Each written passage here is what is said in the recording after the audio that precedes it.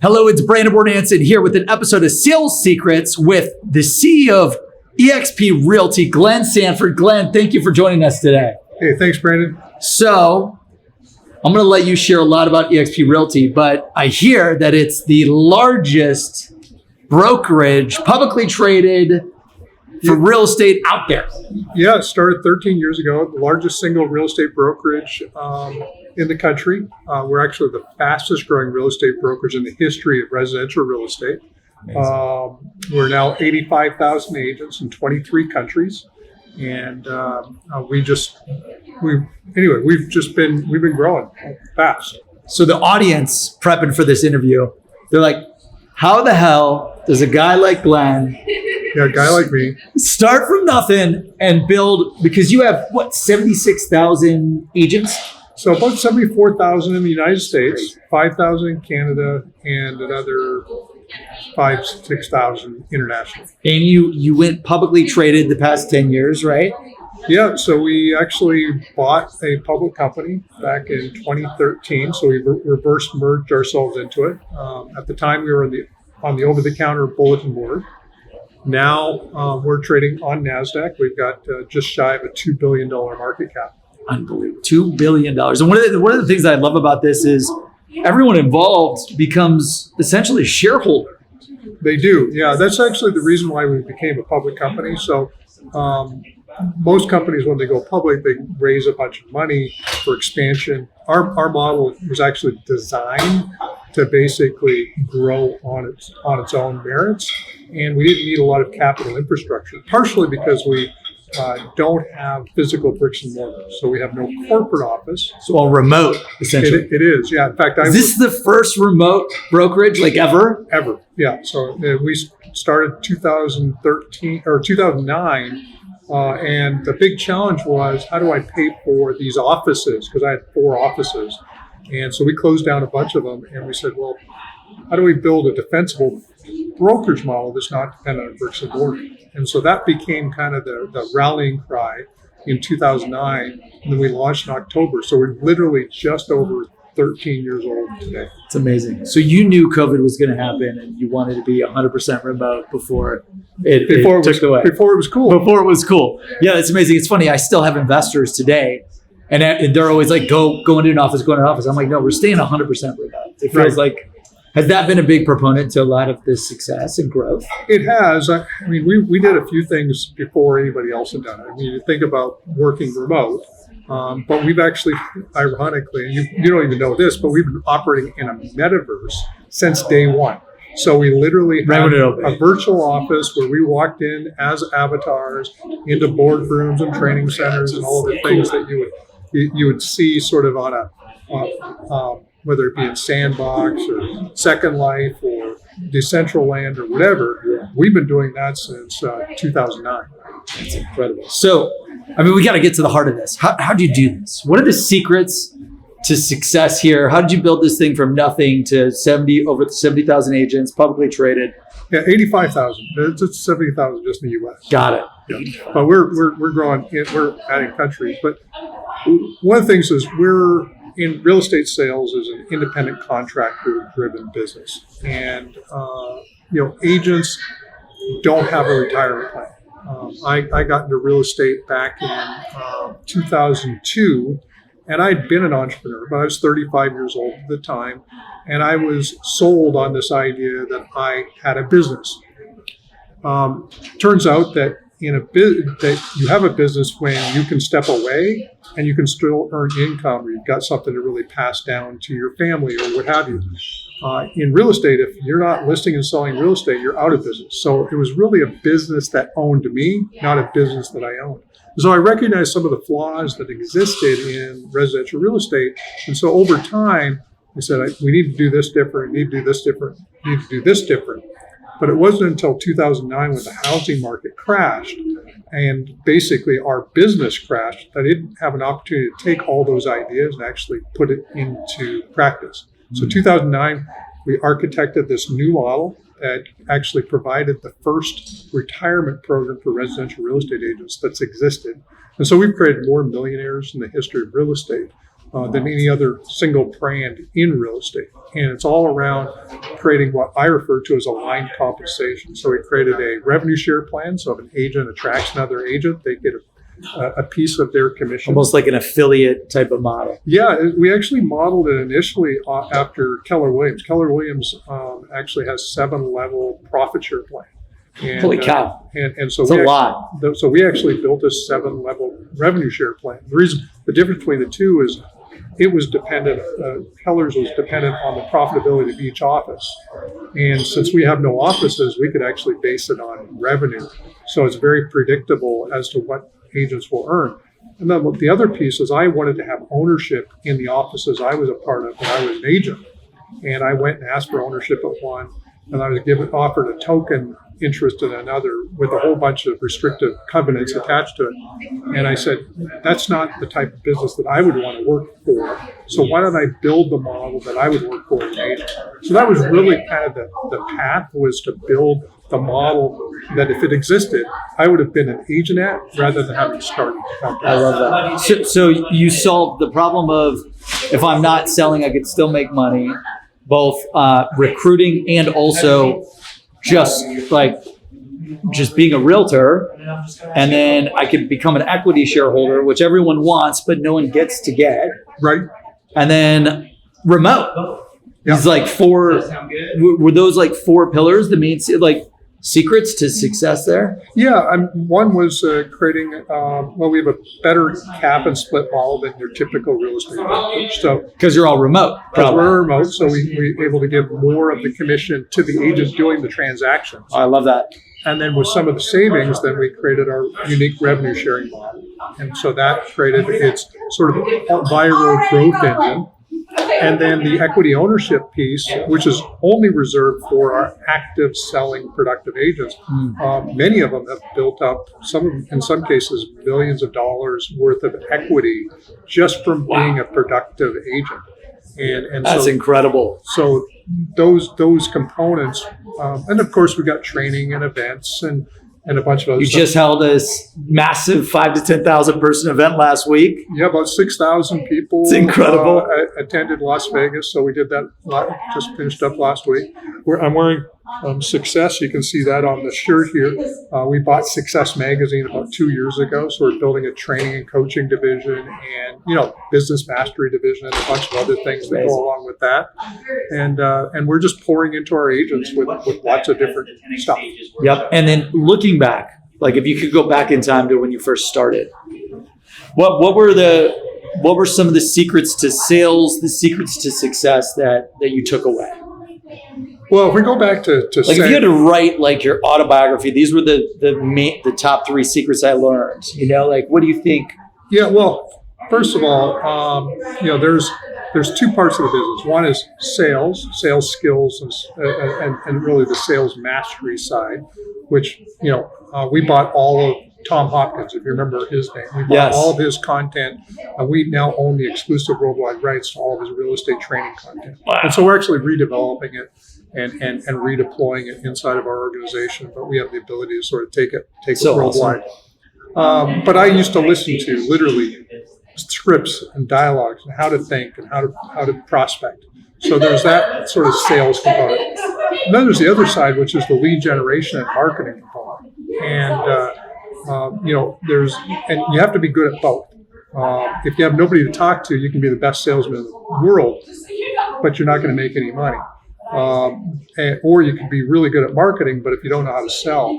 But I'd rather have lead gen, and I can always learn to sell better if I get in front of enough prospects. You've got the leads. But if you can become a student of the business and really understand, what goes on in a prospect's mind, then it just makes you much more effective with the leads that you talk to.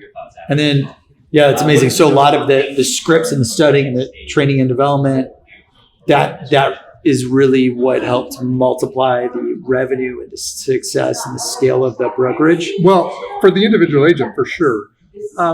For the brokerage, when we think about scale, we think about aligning our interests with the interests of the agent. In most brokerages, those are not aligned. You've got a broker owner who simply wants to aggregate agents in their office and make a piece of their commission, but the agent just goes out there and lists and sells real estate. Maybe they get a brand that's attached to it, so you can think of the brand they're attached to, but they don't really have an alignment with the brokerage. So as the brokerage grows, only the broker owner makes more money. Got it. Not the agents. When you align the compensation, when I help the brokerage grow because I brought somebody in, I'm also adding an extra stream of income to me. And so that creates aligned compensation, which creates a virtuous flywheel. Whereas I grow as an agent, the brokerage grows, and as the brokerage grows, because of my equity ownership, I earn additional equity. That's amazing. And this, so $2 billion market cap right now, and growing, right? Especially given, the economy. What would you say were this time period, was challenging, and we did this and that helped us get to the next level? Like, every business has these peaks and valleys. Yep. Because you started the company. When did you start it? 2009. 2009, right? With the financial crisis. Yeah. We're 13 years in or whatever it is. Mm-hmm. What were the major peaks and valleys and the ways that you got out of the valley to get back to the peak? Well, I mean, one of the valleys was 2008, 2009. And so our previous brand, Brokerage, was Buyer Tours Realty. But with the crashing market, I had to close down a bunch of offices and come up with a new model. So we built out a business plan that said we needed to get to about 300 agents before we sort of really crossed over to at least a break-even state in the model. So we had to rapidly get there as quickly as possible. This show is sponsored by Seamless.ai, the world's best sales leads. Get direct dials, emails, and cell phones for anyone in seconds. Request an invite to join for free at Seamless.ai. That's Seamless.ai. How do you get to, you're at zero, or how many did you have with the We former had about one? 25 or so agents. So you're like 25 agents. We're going to launch this new model, remote, rev share. We're going to try to give everyone equity. And you're like, I got to do it. Brand new. Yeah. So like, how'd you do the 25 to 300? I was doing lots and lots of conversations. We'd bring people in our virtual office. We do what we called our EXP explained conversations. And so it was literally just a lot of just blocking and tackling activity. Hard work. Yeah. It's just, and we just ground it out for probably better part of three and a half years. So 2009 to 2013, then we said, hey, we've got enough momentum here that we can actually buy a public company and actually reverse ourselves into it and then start to offer equity to our agents.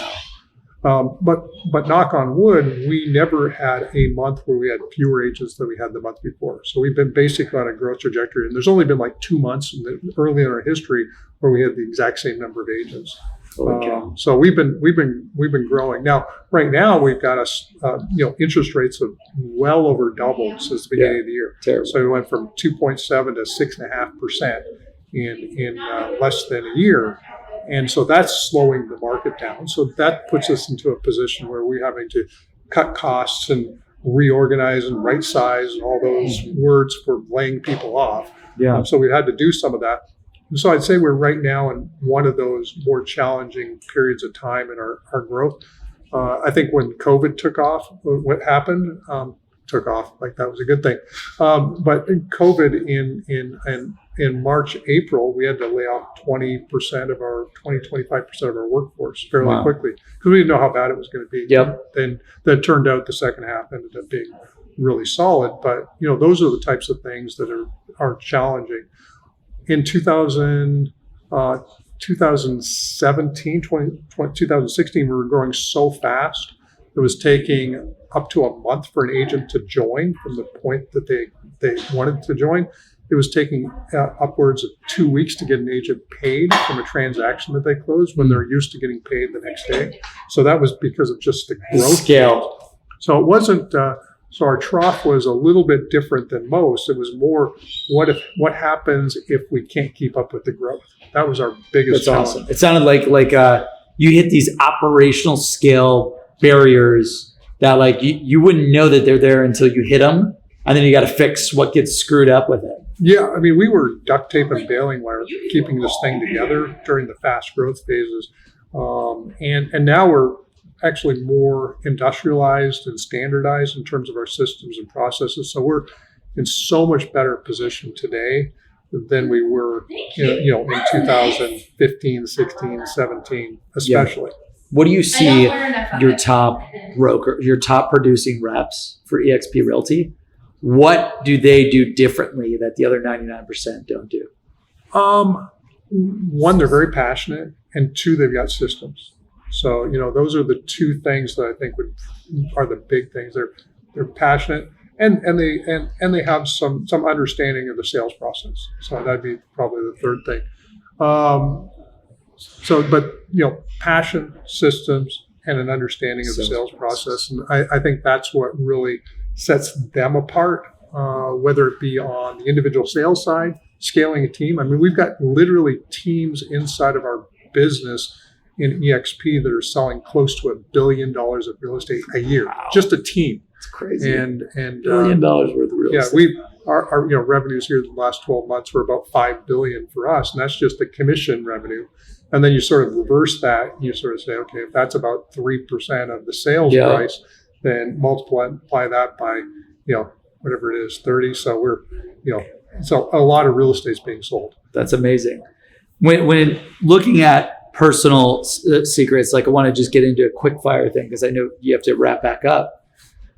Favorite habits that you've created throughout your life, professionally, personally, health, wealth, anything. What are your favorite habits?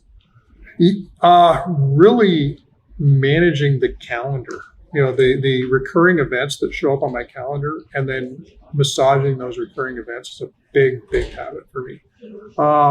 Mind maps. One of the things that I do is I mind map everything. So I think you and I were sitting at a table, and you probably saw I had my mind map.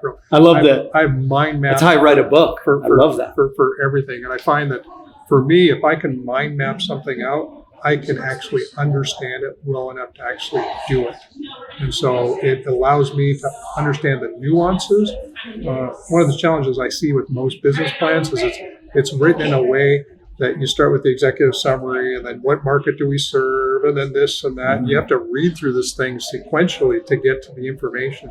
But a mind map, it just makes sense on a page.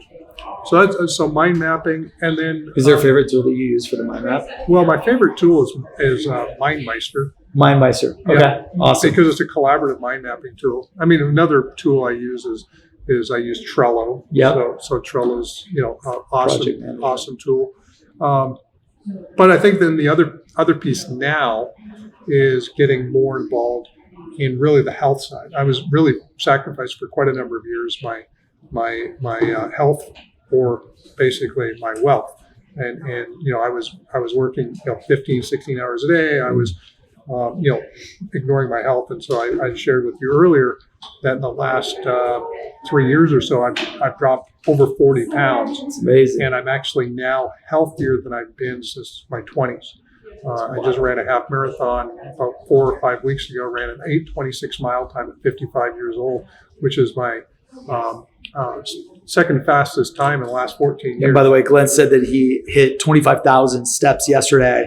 As I'm looking at my watch, 6,000 steps. Thanks, Glenn, for making me feel like lazy, but I appreciate that. No, that's amazing. And so what'd you do with your health? What are the secrets to your health? Because I'm sure you had to do something there. I did. Well, I ended up having to, I was having some bad, the reason why I lost so much weight, 2019, I was 225 pounds. I actually had some heart stuff going on. My chest would give me problems. I had arrhythmias, and so I just decided I'm going all in. About a year ago, I went to the Peter Diamandis longevity retreat. I was already dropping weight, but there I started to really adopt some really new cutting edge habits. Like what? One, I really got clear on my intermittent fasting rules. So I try to eat all my calories within 5 hours, and I'll settle for 8. And every once in a while, maybe it goes a little longer than that. But I really try to do my intermittent fasting. I do I'm doing biome, and so you'll hear a little bit if you go to successhealth.com, just and check it out if you want. But we really want to help people, optimize their health so they can maximize their wealth. Yeah, you have to have both. Yeah, you have to have both. So, so we just formed a partnership with Biome, which will literally do the full body intelligence, saliva, blood, that's so stool, cool. tell you exactly what's going on in your microbiome, tell you exactly what you can and can't eat based on you. By the way, everybody has a different group of foods that some of them that you think, like right now, blueberries is actually not a superfood for me because some blueberries can carry a virus, and that was tested positively in my microbiome. So I have to get rid of that for 30 days. And you wouldn't know this until you get the test. And then they actually develop you precision supplements from their 150 supplements. Like your own custom supplements. Yeah, it's pretty cool. I love that. That personalization is amazing. Yeah. So you're big into intermittent fasting now. Did you get into that? Like you said, you went all in on your health. Like who opened up your eyes to give you these different secrets? A lot of it was just personal research. Like I was studying how do I cure my gut? Like it was leaky gut, IBS. I don't know what it was. Yeah, but your the heart, doctor you said that compression, right? Yeah, and the doctors basically said I was going to take Prilosec for the rest of my life. And this was back in 2016, 2017. I had a hard time getting off of it. It wasn't until last year I was able to get off of it. It's amazing. And but now, I just did my second biome test. I did one in November, and it tested me at 54 years old, which I was 55. I go, yay! I just redid it. My biological age dropped by 6 years. It's amazing. So I'm 48 biologically, even though I just turned 56 on Saturday. Wow. So you do the intermittent fasting. You do the Viome. Yeah, I've got I've got an Oura ring.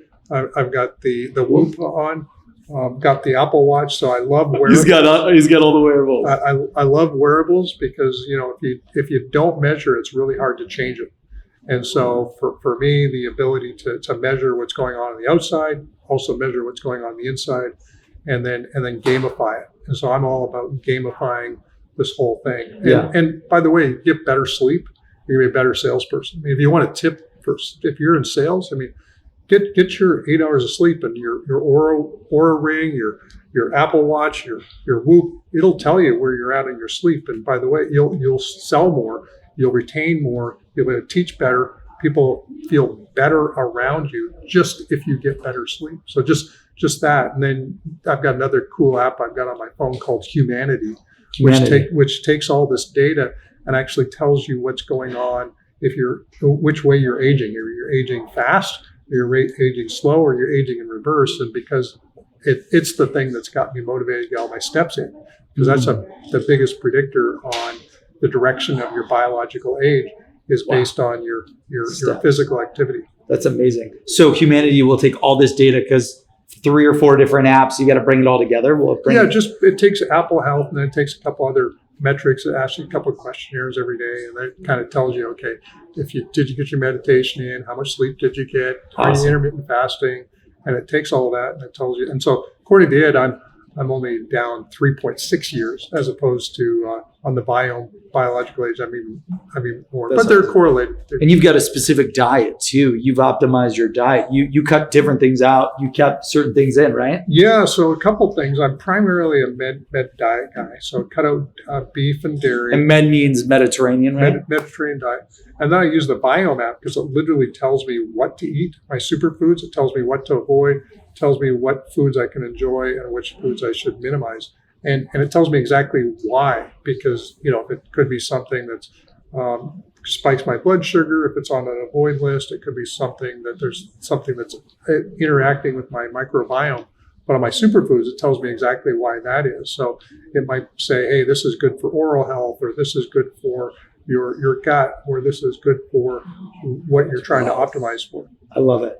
And then for anyone tuning in, if you could start all over again, or it was the last time that you had to live, like let's just say the last day to live, and you had to tell your son or daughter or your family like some last parting pieces of wisdom, and it gets deep, like what would you tell them about the life that you've lived and the things that you would want them to change? Well, I mean, life is meant to be enjoyed. However, I think there's the longer, if you can increase your health span, your healthy years, and you do the right things, you're going to be able to pass things down to the next generation. When I think about what is our purpose, our real purpose here in life is to inspire other people based on what we've done. So our kids, we want to inspire them to be the best they can be, to achieve what they want to achieve, and just to show them that's possible. And I think so for me, I always think, are you an inspiration to the next generation? And so for me, I use that as sort of a measurement of success. Success is really not about how much money or the trappings, but it's really about the impact. And so, are you impacting the world in a positive way? So those are the things I would be telling my kids. That's awesome. Glenn Sanford, eXp Realty. Where can the audience connect with you, learn for you for more? Yeah, so you can certainly follow me on Instagram, Glenn D. Sanford on Instagram, and you can also email me at Glenn, Glenn, at success.com. Awesome. Glenn, thank you so much for the time. Great having you on the show. Brandon, good stuff.